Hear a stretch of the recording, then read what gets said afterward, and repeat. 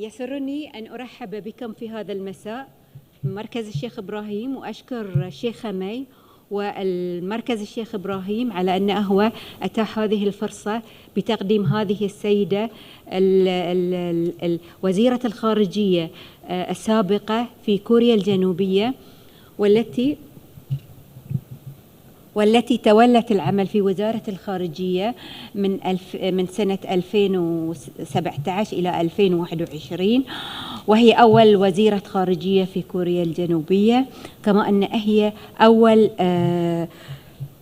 أول وزيرة خارجية تجتمع في بيونغيانغ مع في الاجتماع الكوريتين لأول مرة.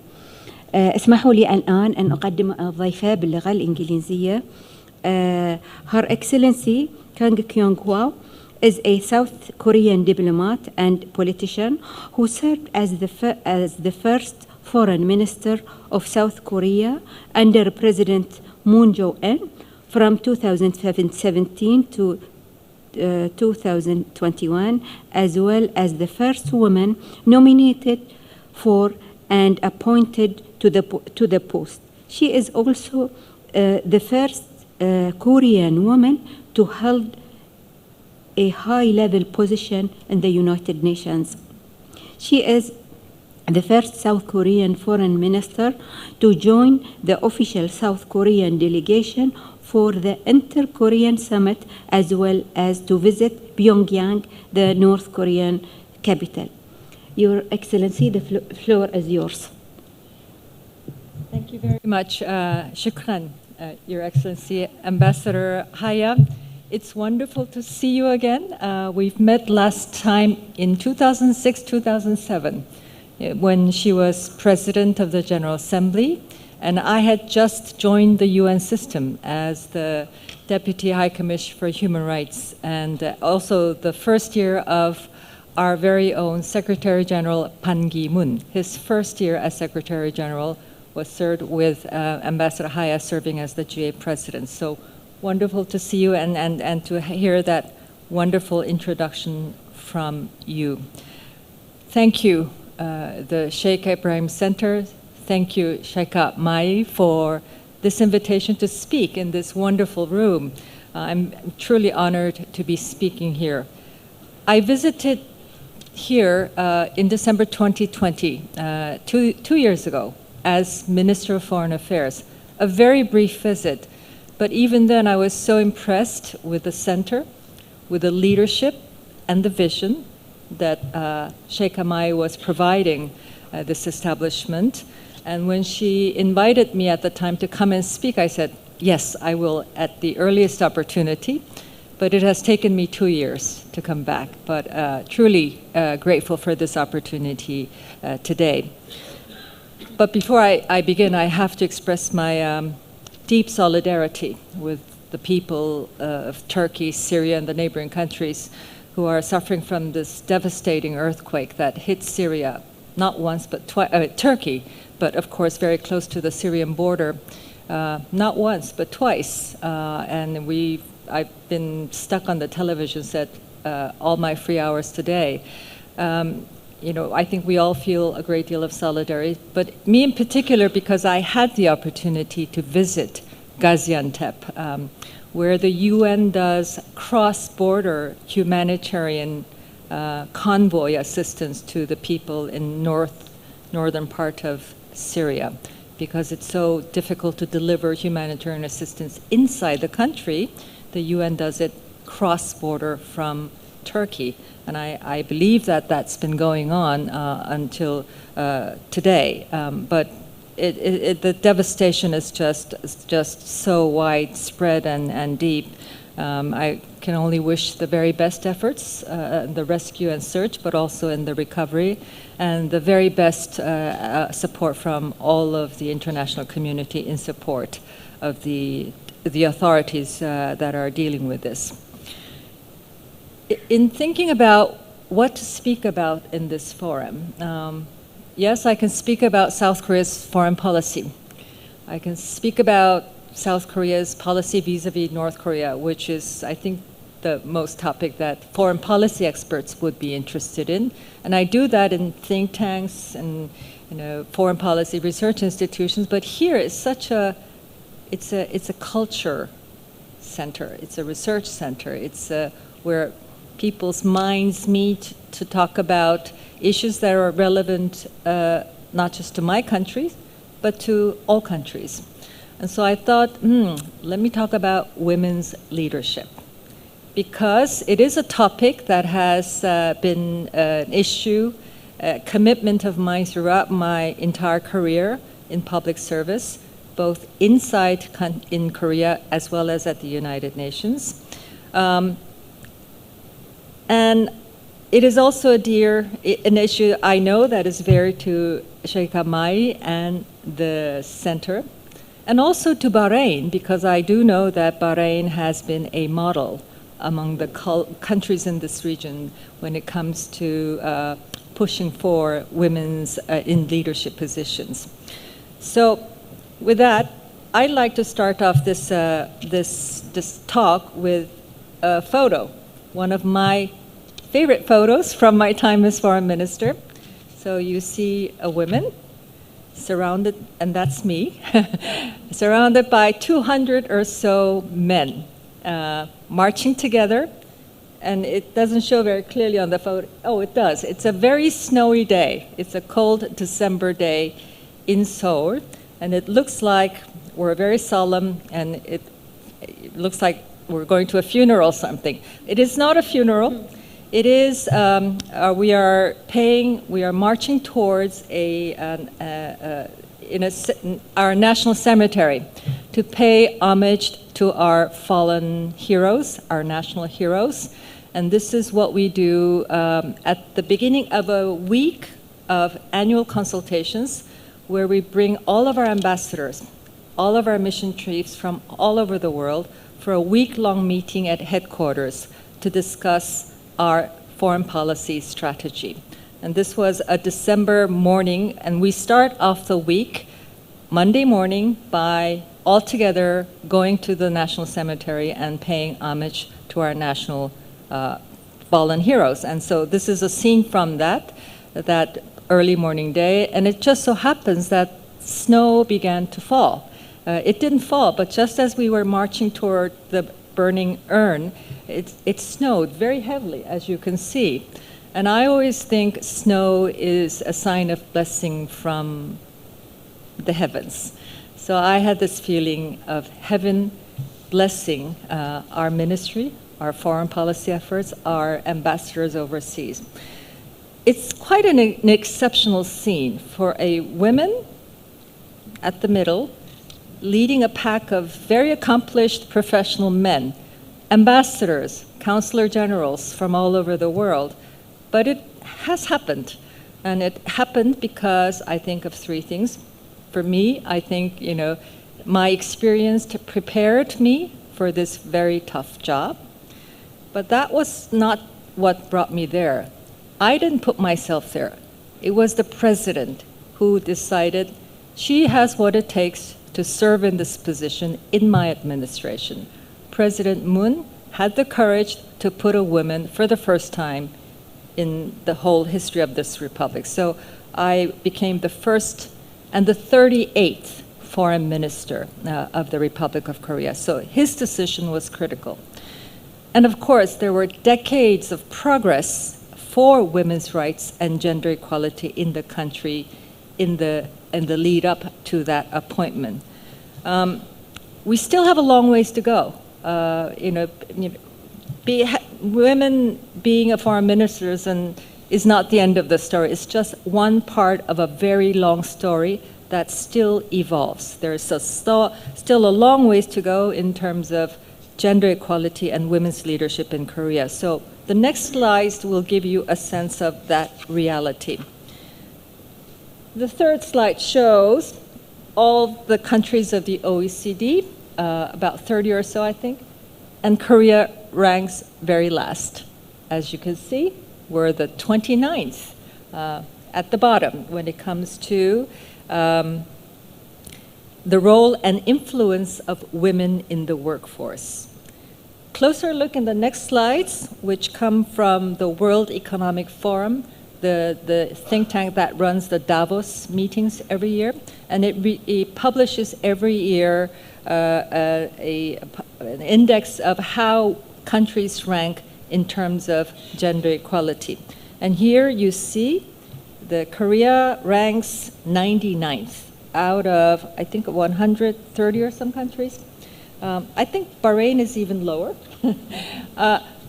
If you look at where we lack, one being the perfect score, and you see 4 categories: economic participation and opportunity at the far end. At the top part, we score 0.592.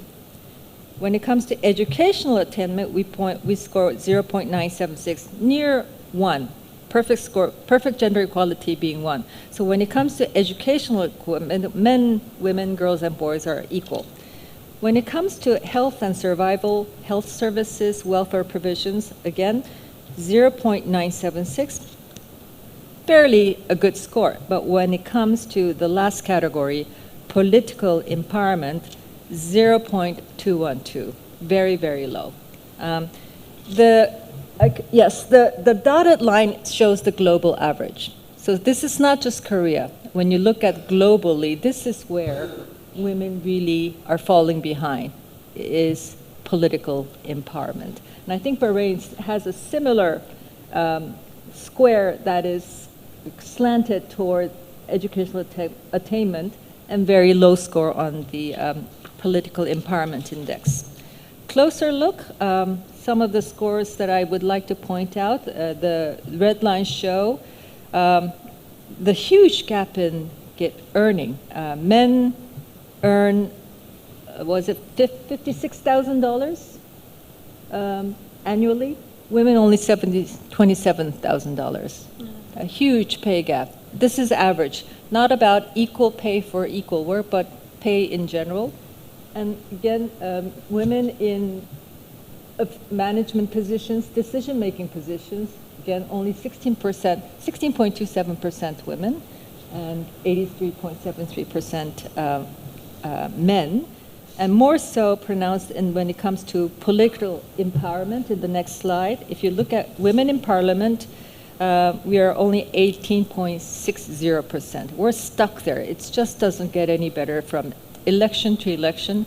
I think 30% is what we want to achieve, but it's been stuck at this 18-19% for a very long time. Women in ministerial positions currently only 27.78% versus men 72.22%. I looked at Bahrain.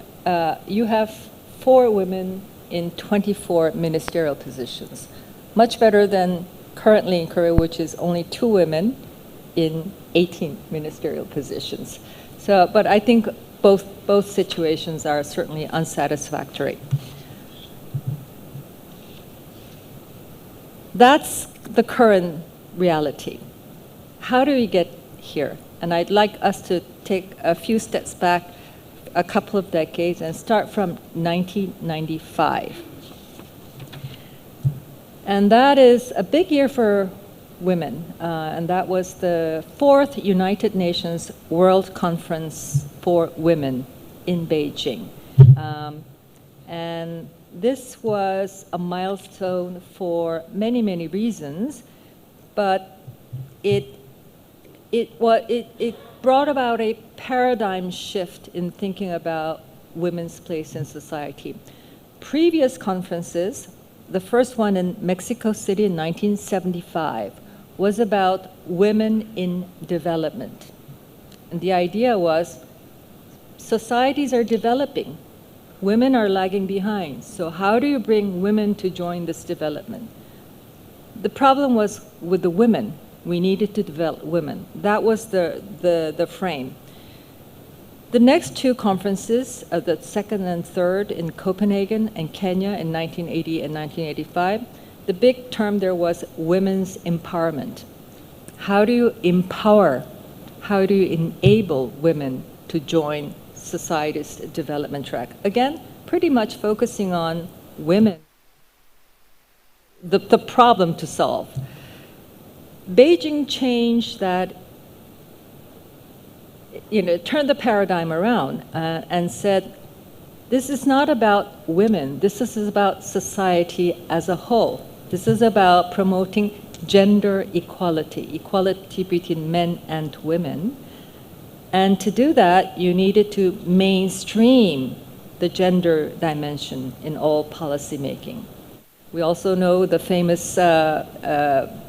sentences from Hillary Clinton at the time saying women's rights are human rights. Women must have equal human rights as men. And so Beijing, 1995, was a huge turning point for gender equality and women's rights at the UN level. And that then triggered lots of changes at the domestic level.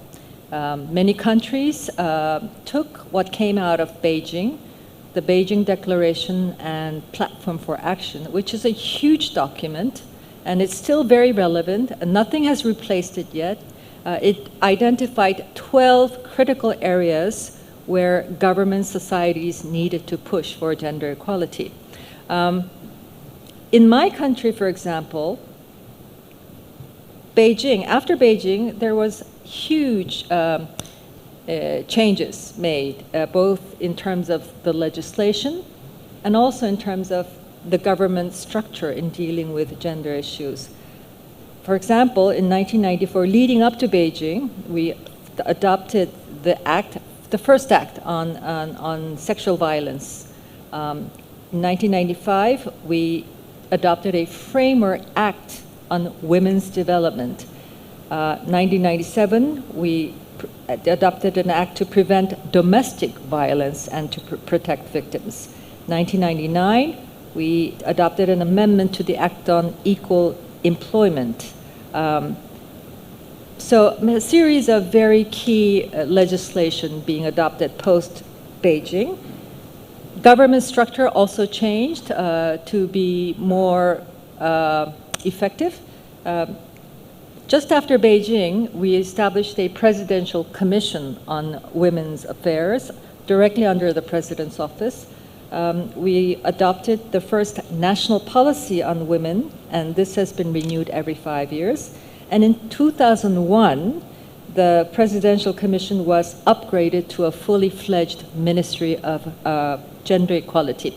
In English, we called it Ministry of Gender Equality, but in Korean, we called it the Ministry of Women's Affairs. Reflecting the mentality that in Korean government and leaders hadn't quite caught up with this idea of gender equality, even though in Beijing that was the term. We were still grappling with women's affairs, although in English we called it the Ministry of Gender Equality. Slide 9, and this was all under President Kim Dae-jung. You see him in the photo in 1998 opening the Special Commission on Gender Equality, on Women's Affairs, and in 2001 establishing the Ministry of Gender Equality and appointing the first minister, who later becomes a prime minister. But standing next to him is his wife, First Lady Lee In-ho, who was a lifelong advocate for women, for vulnerable segments of society, and she had a huge influence on the president's agenda. The president had the political will to take these key actions for gender equality and women. And I think I can't underscore the importance enough about the political will on the part of decision makers to make this progress, to make this leap for women's rights and gender equality. Slide 9. The next slide shows the next big change that came about, which was the abolition of our traditional family registration system, which was very paternalistic, male-oriented, family line carrying from grandfather to father to son. And a girl, if you marry, you would be crossed out from your family registry and plugged into the registry of your husband. So it was very male-oriented, very discriminatory registry system. And in 2005, the Constitutional Court said that is unconstitutional, and that led to the amendments to the family law and the civil law towards greater equality and non-discrimination.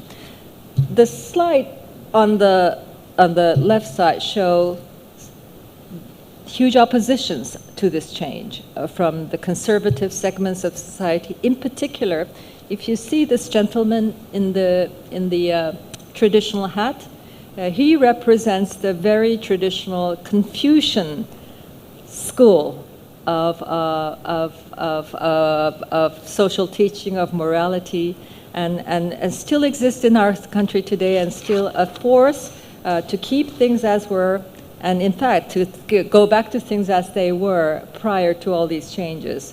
So the point is, these changes are never easy. There is huge oppositions, there are backlash, and it's certainly was the case when we tried to make this change to what was at the core of a very discriminatory family structure in my country. And that was the next slide, the Constitutional Court declaring that as unconstitutional, and that leading to further legal changes. At the same year, by the same token, the Ministry of Gender Equality was expanded to the Ministry of Gender Equality and Family.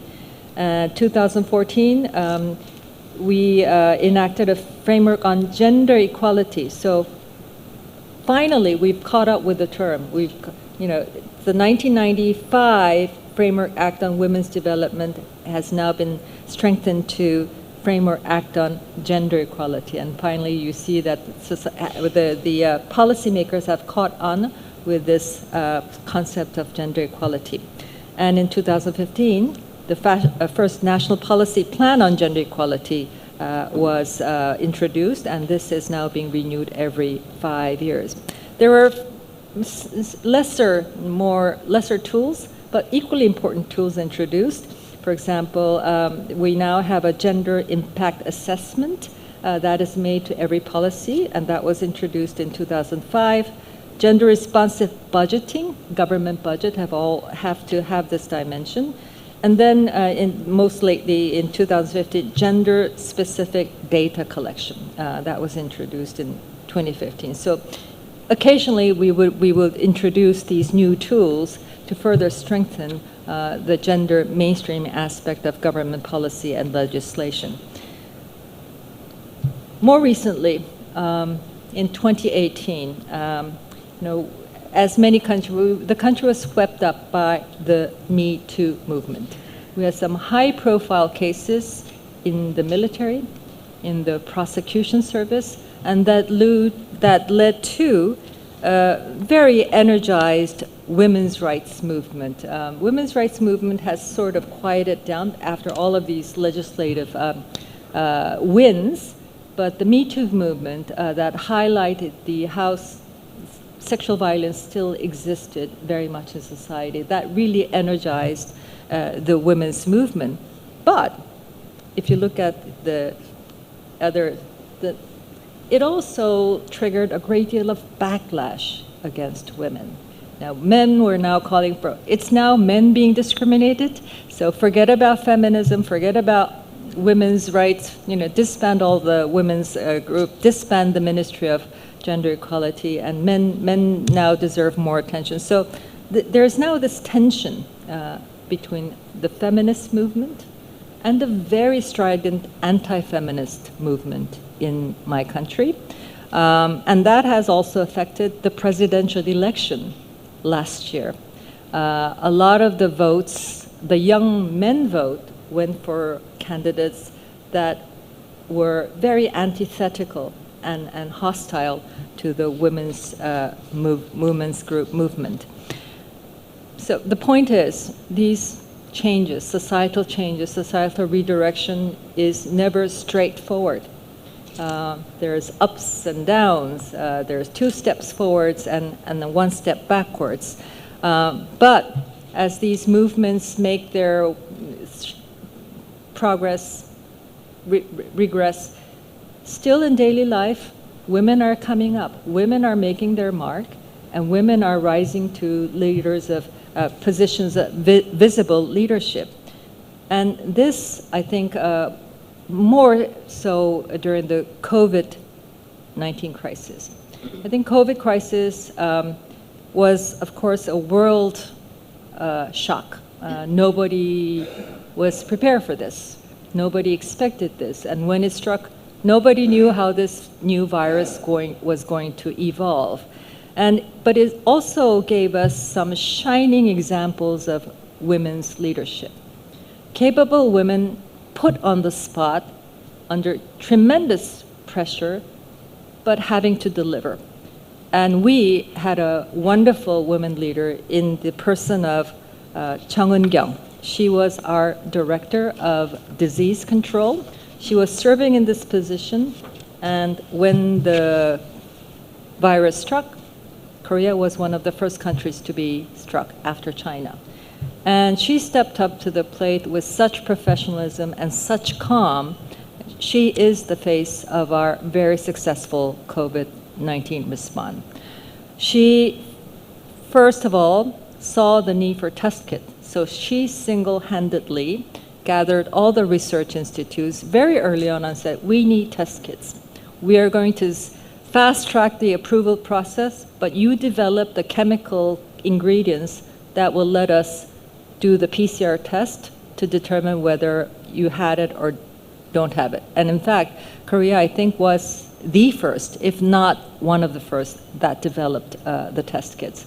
That was the beginning of our strength.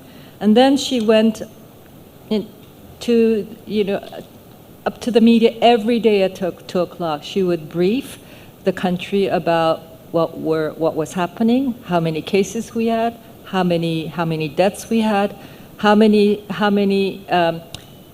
beds we had prepared, and what we did, what we didn't do, what we knew, what we don't know. Very honestly, with a great deal of transparency, sharing how the virus was evolving in the country with the public. I think this was a time when huge amount of uncertainty about the virus, and uncertainty means fear, a great deal of fear in the public. But her presence, her calm, her professional knowledge about the whole area of disease control, and her great deal of honesty and humility won public trust in how the government was dealing with this. A lot of complaint, a lot of criticism, but I think at least the people knew that we were doing our very best with what we had available in our hands. And she's not alone. And then there were women, I think Angela Merkel in Germany, Jacinda Ardern in New Zealand, Erna Solberg in Norway, also similar leadership of great deal of transparency and honesty with the public that won trust. And in crisis response, nothing is more than trust. And so I'd like to end this presentation with a note about trust. Trust building leadership. And in this era that we know and many call as the post-truth era. So as you can see in Korea, as in many countries, huge gains have been made for women and gender equality over the decades. Taking the norms set by the United Nations standard as our guide, but much more needs to be done for gender equality to become a part of our daily lives, and this not just in word, but also in practice. And in this situation of post-truth, I am really bothered by that description, that somehow we can move beyond truth as our anchor. And lots of people seem to be talking about that as, well, yes, and it's a given, and we are here. We shouldn't accept that as a given. We shouldn't accept the reality of so much fake news, so much disinformation, so much noise that is detached from facts, detached from truth-seeking, that are crowding our information environment with all the social media. We live in echo chambers. Everybody just looks at what they want to see. We, reinforcing our prejudices and our own preferences. And I really believe that this is a challenge to our societies, where diversity has to be nurtured toward social solidarity rather than fragmentation. But what we are seeing now in the midst of this post-truth confusion between facts and not facts and the lack of truth thinking, diversity leading to fragmentation. And leaders are not making an enough effort to turn things around. So we are very much in need of leadership who takes the challenge very seriously, who are truthful and honest themselves, but who see the existential challenge that the post-truth society poses for our social solidarity, cohesion, and prosperity. We need truthful, honest leadership that embraces diversity, but not just embraces, but builds the bridges between those diverse segments of society so that it leads to social cohesion, that listens rather than demands, that cares rather than instructs, that motivates people rather than intimidates. In short, I think all of these qualities lead to the kinds of leadership that women have been demonstrating in so many parts of our society and the world. So I don't want to generalize. I always say there are good women leaders, there are bad women leaders, just as there are good men leaders and not so good men leaders. But one thing is very clear: we do need more women leaders in all areas of life. And that can only be good, period. I say more women leaders. But we also need more good men leaders, such as President Kim, such as President Moon, who see the self-interest in gender equality, in promoting women to leadership positions, in sharing that leadership and decision-making powers, as well as responsibilities with women, qualified women. And to have qualified women, women need to be given the full set of educational opportunities. And we see that when it comes to educational opportunities, we are there. Many societies are already there towards score one. But these women are not being given the opportunity. And that requires political will on the part of those who are at the seat making decision, largely men, making that choice, making that decision to give women the opportunity to exercise leadership. And I certainly believe that this is to the long-term benefit and for social progress as well as peace. If we look at around the world, the most fragile countries are those countries where women continue to be treated as second-class citizens, second class, second to men. And those most prosperous, most democratic, are where women and men have truly become equal. None are fully gender equal, but those who are closer to that ideal of gender equality are certainly doing a much better job than those at the bottom. So let me offer those remarks as an introduction, and I'm very happy now to engage with you in a conversation through questions and answers. Thank you.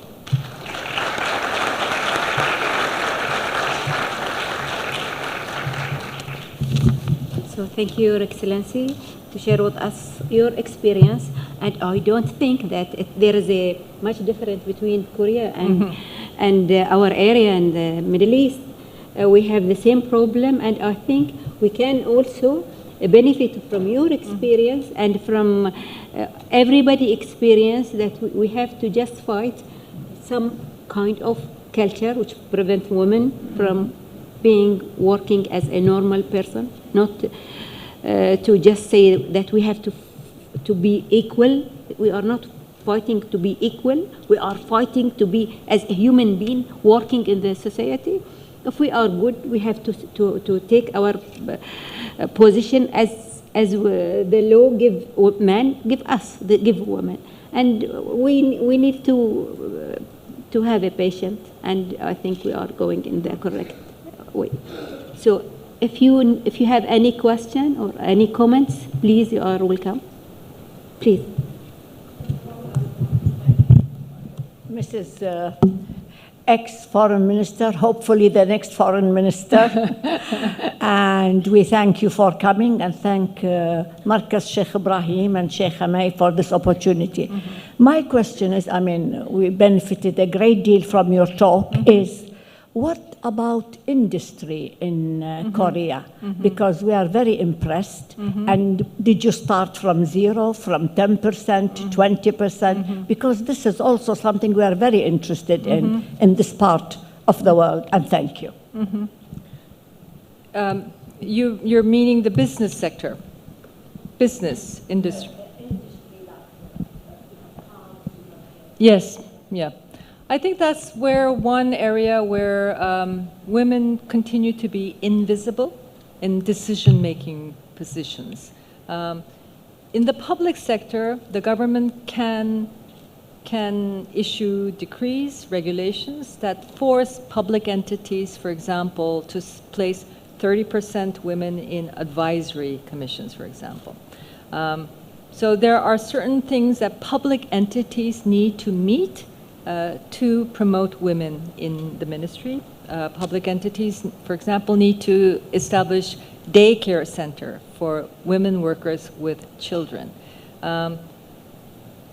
When I was minister, I tried to use the full set of what was already available for women workers as well as men workers to enable family life along with career. And I think the rules are there, but women hesitated to take that because they thought by going on, for example, childcare leave, they will fall behind in their careers. So I tried to assure them and make sure that, yes, you take your childcare leave, and when you come back, your job will be waiting for you. So there's no sacrifice in terms of careers by balancing that with your family life. And I think so the trick is utilizing to the maximum effect the requirements that are already there in the public sector. So much has happened in the public sector. What has not been is in the private sector, because you cannot force the private sector to implement the kinds of measures that the public sector. So in the business sector, very few women leaders in the business sector. In board members, you see business meeting. You do have a sprinkling of women, but not 20 or 20%. So that's where the next huge push has to be made.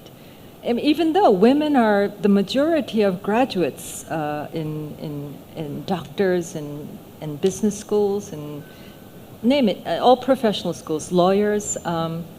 So I think, but I think with the whole, there's a whole movement in business called ESG, environment, social governance.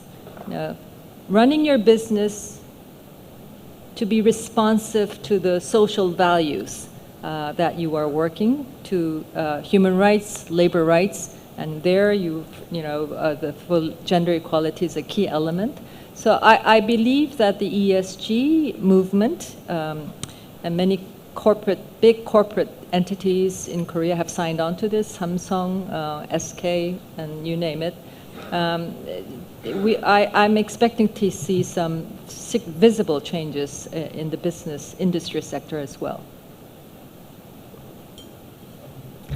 Right. Good evening and welcome to Bahrain. My question is about basic issue, that is the kindergarten and nursery system in South Korea. We learned a few days ago that South Korea is getting negative in the population, i.e. there are more Yes. people who die than Yes. people who are born for the last few years. Basically because of economics, and there is nobody to look after these young kids. This is also a big problem here in Bahrain. So if you just enlighten us, what is the system? Because for a woman to progress in her career, especially with long hours working up till 6 o'clock, she needs to be there in her work, reassured that somebody is looking after kids. Yes. So I want to know more about your kindergarten and nursery system. Thank you. Thank you. You pose an existential question for the future of the country. We are a country with the lowest fertility rate around the world. And we're facing a population cliff. I think it's like, you need 2 point something to stabilize your population. We're like where are we? We're very, very low. The replacement rate is not even close. There's many reasons to that. And first of all, young women are not having kids. And you ask them why, and they say, it is just very difficult to raise a child. And schooling is a challenge, but preschooling, taking care of the kids in preschooling is also a challenge. And you mentioned kindergartens and nurseries. I think institutionally we have them. There are private nurseries and kindergartens. There are public nurseries and kindergartens.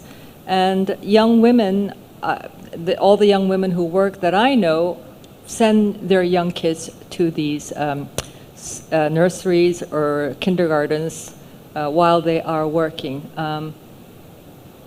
The quality can be updated. So it's not the lack of these nurseries that are keeping women from having kids. I think the issue is much larger. I think, in fact, it's the competitiveness of the school system. We are a country with a big population, very competitive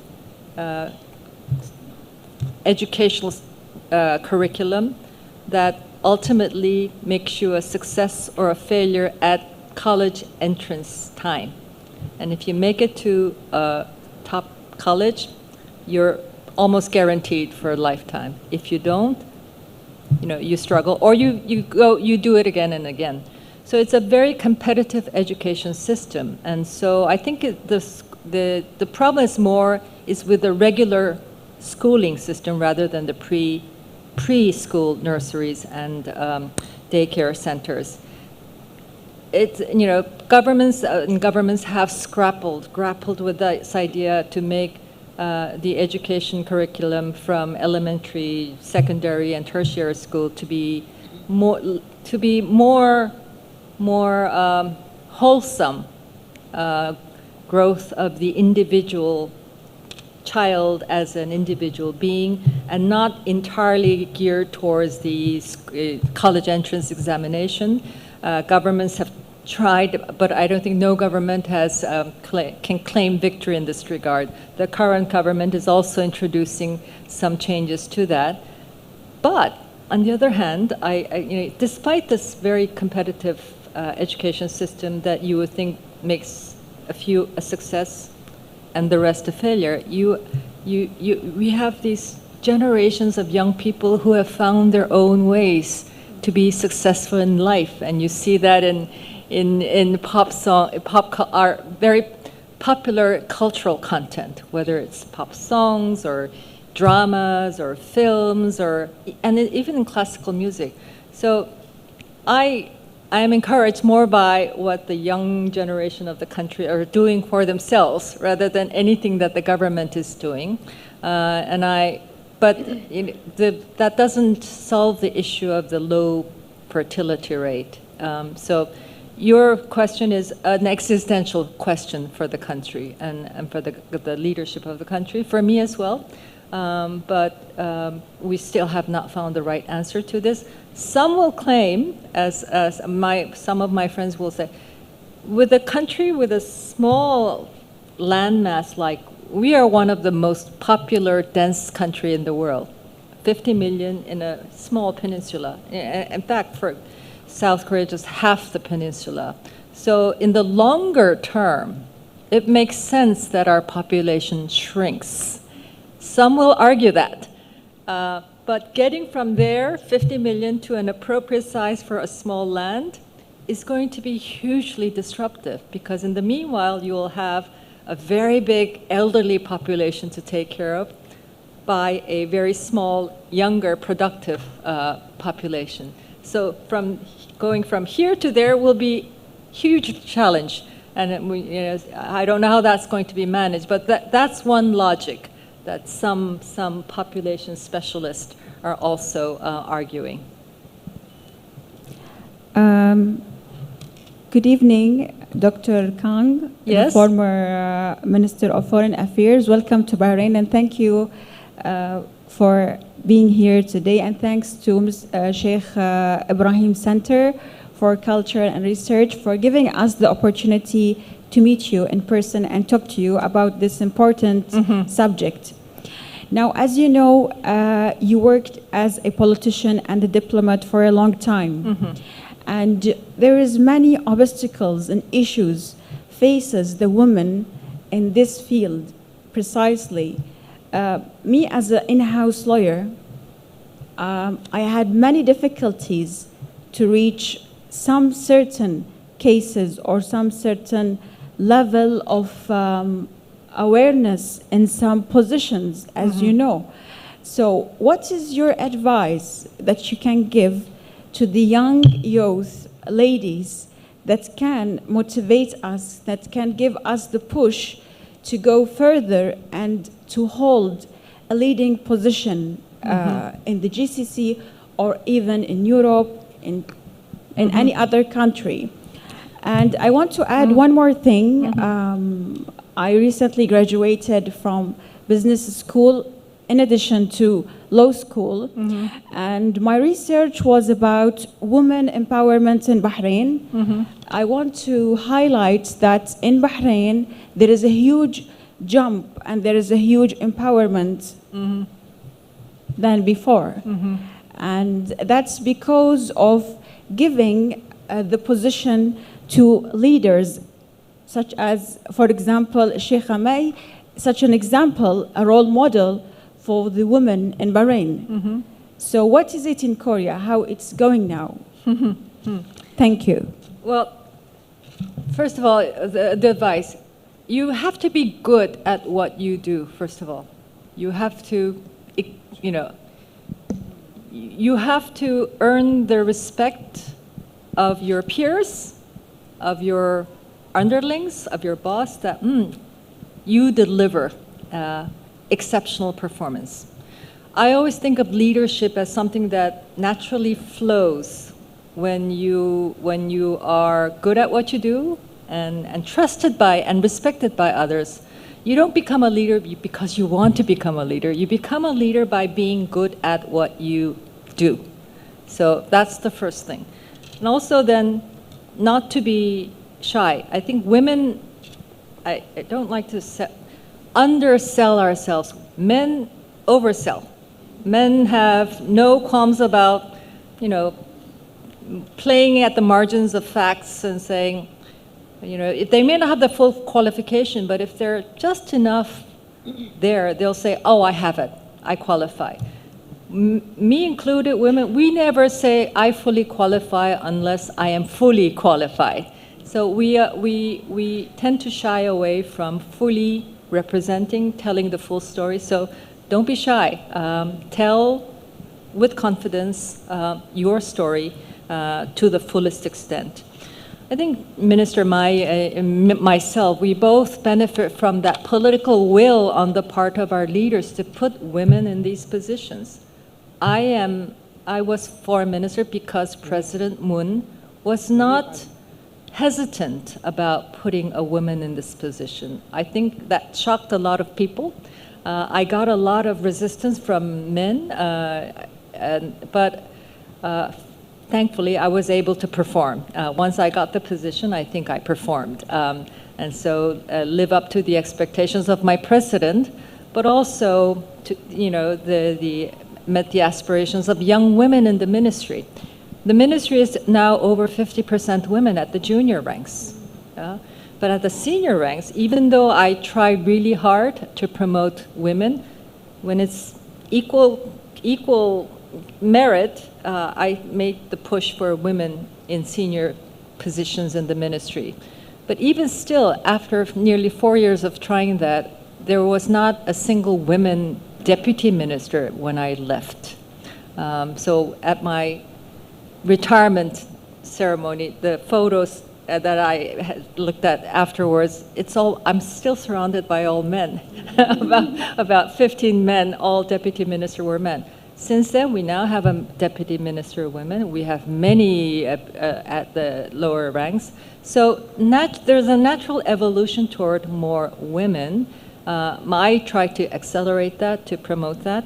But in the end, the bottom line was, we had a president who was not shy, who was not, I think some would say courageous, to put a woman in this very hefty portfolio job as Minister of Foreign Affairs.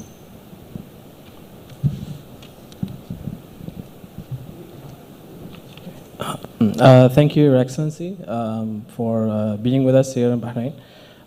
We are really proud to have someone of your stature and your experience sharing your thoughts on women empowerment and gender equality in your country. Special thanks also to the Sheikh Ibrahim Al Mohammed Center and to Her Excellency Sheikh Hamay for facilitating this event. The field in which you spent, of course, a lot of your time, the field of diplomacy.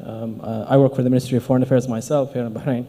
And as you've very visually demonstrated to us, it's a field that's traditionally and perhaps still is the purview of men in general. It's a very male-dominated field, as we saw in that photo. As you said, in South Korea, there was political will to perhaps get some progress in the direction of gender equality, but my question relates to how specifically you managed to, or tried to do that within the Ministry of Foreign Affairs, how you got that political will to trickle down.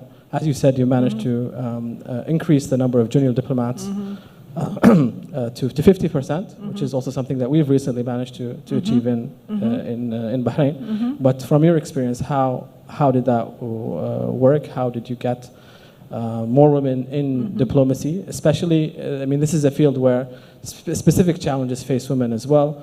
You know, issues around postings, for example, relocating an entire family abroad and then back, and then with all the challenges that come with that field, working in diplomacy. So thank you. Well, I think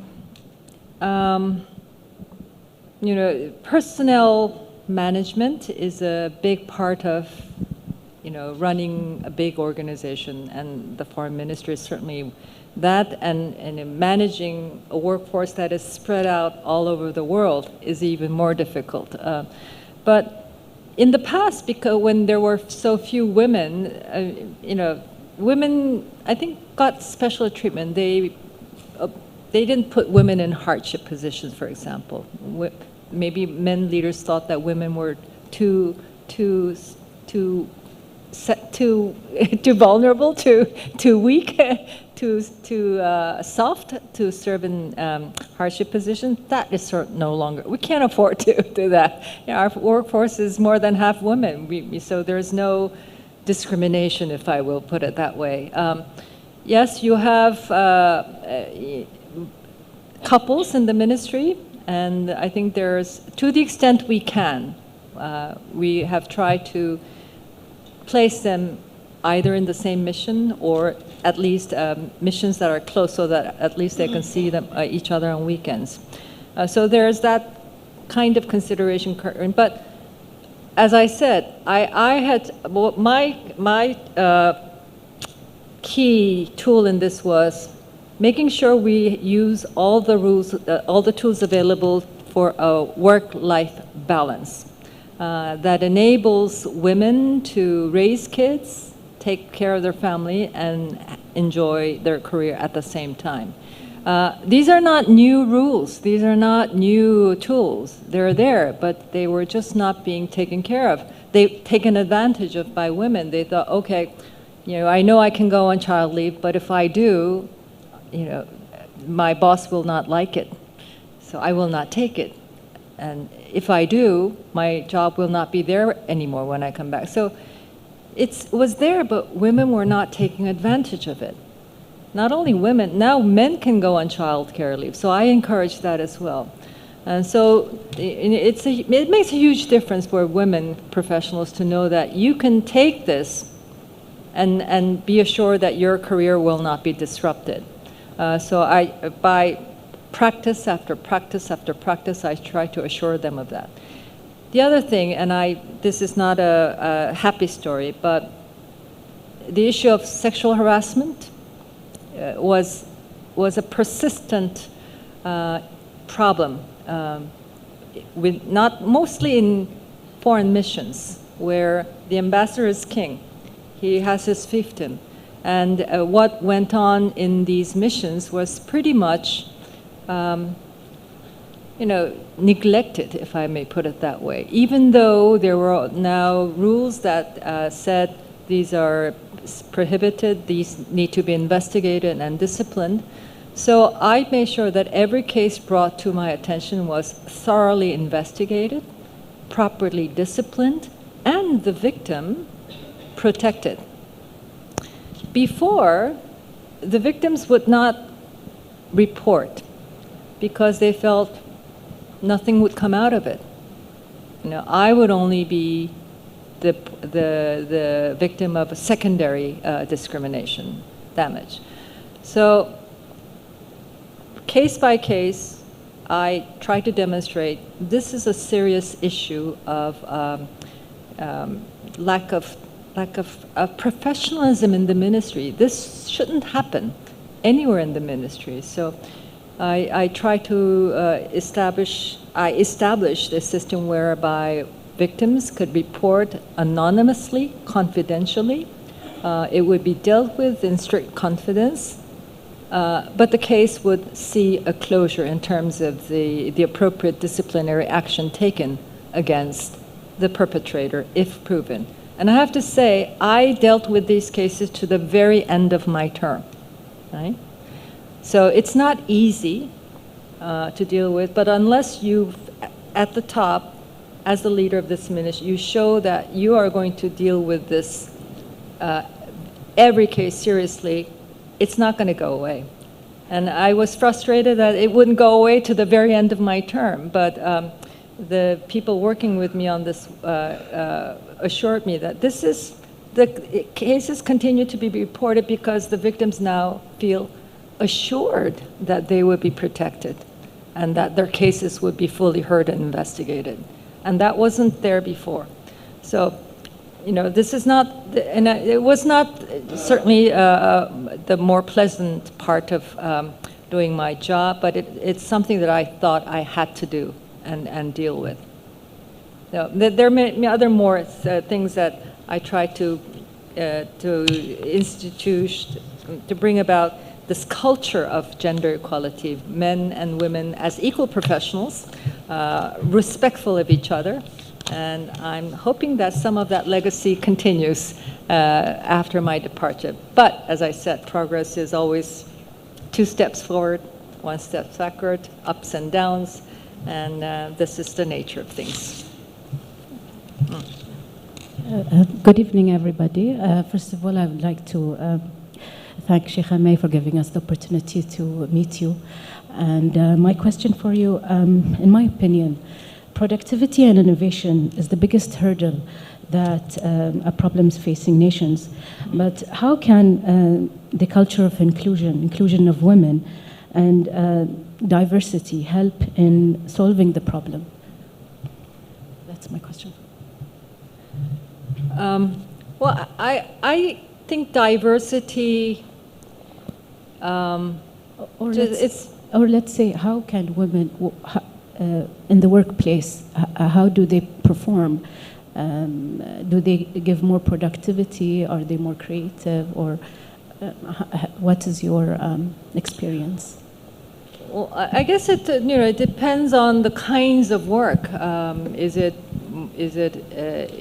more of a desk work? Is it factory work and industrial setting? So it would depend upon the context. But in general, I do believe that diversity is a huge resource.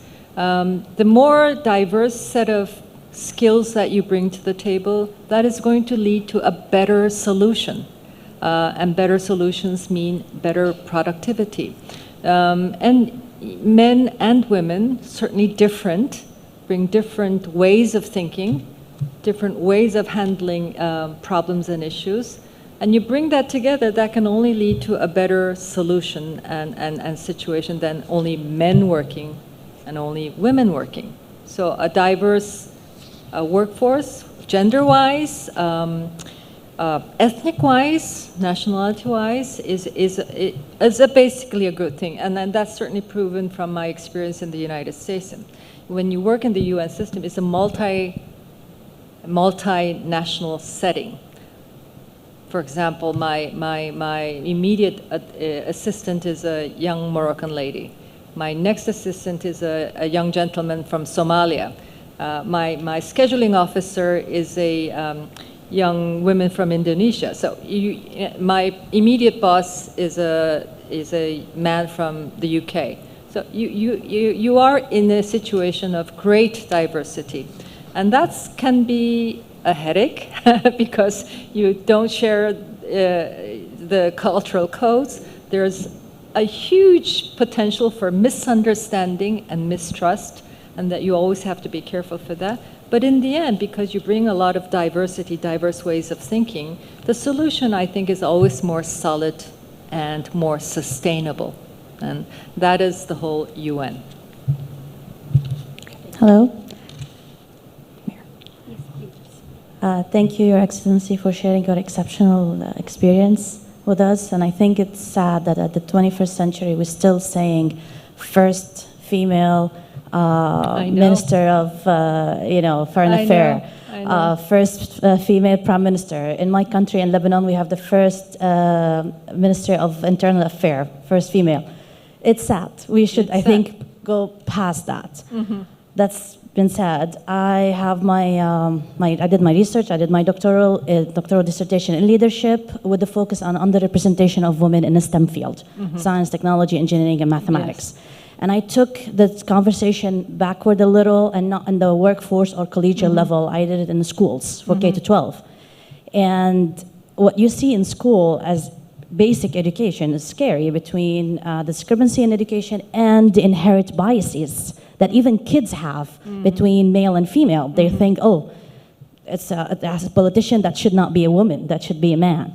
So where do you stand on changing the culture or changing the education? Because I don't know if we share the same belief about education is the great equalizer, and this is where, the cultural shift should happen. So where do you stand on what advice you would give government to start with, or educational leaders, how to try to have this balance? We're not asking to take somebody else's job, but we're asking for a fair shake, basically. Well, education, I think, is where everything starts. If I were given a pot of money and say, do what you want with it, I would put it in education, especially girls' education, because girls have been on the receiving end of discrimination in education as well. I think if you look at the square that I showed you, on average around the world, in the education sector, quantity-wise, girls are there. I think quantity-wise, we can say, well, we have equality.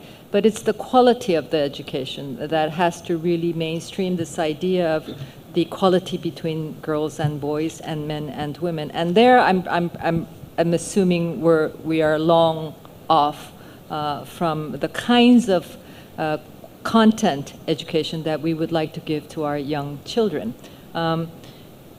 And that requires at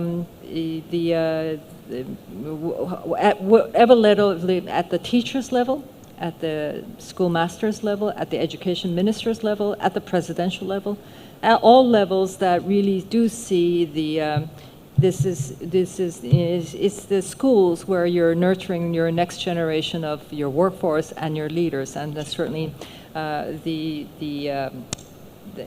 not just in lip service, but in terms of the real penetration and the deep rooting of gender equality in the educational curriculum is a must. It's more important also in the STEM area, where we do see a great deal of underrepresentation of girls in all countries, in my countries, in many countries. So here you have to have an extra push.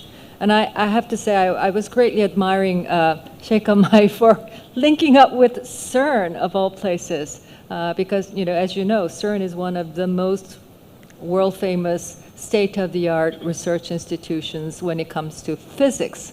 And she had the vision to connect that institution with the center here to be a place where young people can come and aspire to a greater level of physics education. And certainly I'm hoping that that brings in a lot of young girls to the activities of the center. So just an example how you really need to make an extra push to get young women, girls, to become a part of the STEM professional group in all countries. I think we're making progress, but certainly not to the extent that we would like to. I am bothered by the first women title. I've had so many of them throughout my career. I always say, I don't want it anymore. Please let somebody else have it. And then in an ideal world, we would not need any first, because women and men would be there equally. So hopefully, a world where the title of a first woman of anything is not necessary anymore is what we are all aspiring towards. 안녕하세요. 여기요. 네, Yes. 좋은 연설 감사합니다. 저는 질문이 있는데요. 북한을 가셨을 때 뭔가 제일 힘드셨어요? 첫 번째 여자 정치인이라서 힘드셨어요? 아니면 다른 이유가 있어요? So my question is, when you visited North Korea, what was the hardest part? Was it being the first politician, woman politician, or is there another reason? Well, I think that's.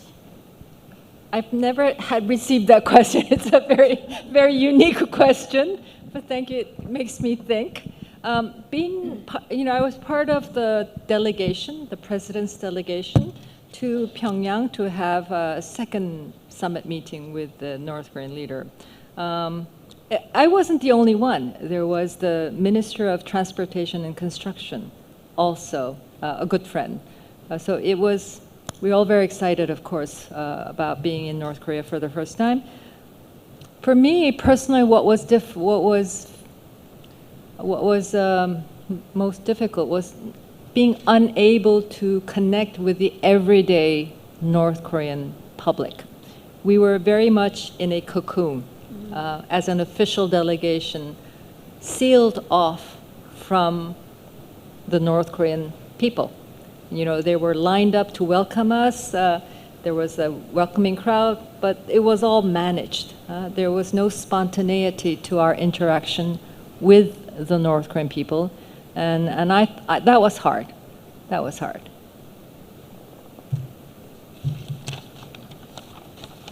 Is there any other question? Hello?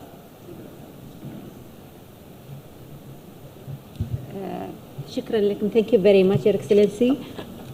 Thank you very much. And I think we have to close our session tonight, and hope to see you next maybe week or next month as Sheikh Amai, as the program of Sheikh Amai. Thank you very much. Thank you very much. Thank you. It was a pleasure. Shukran.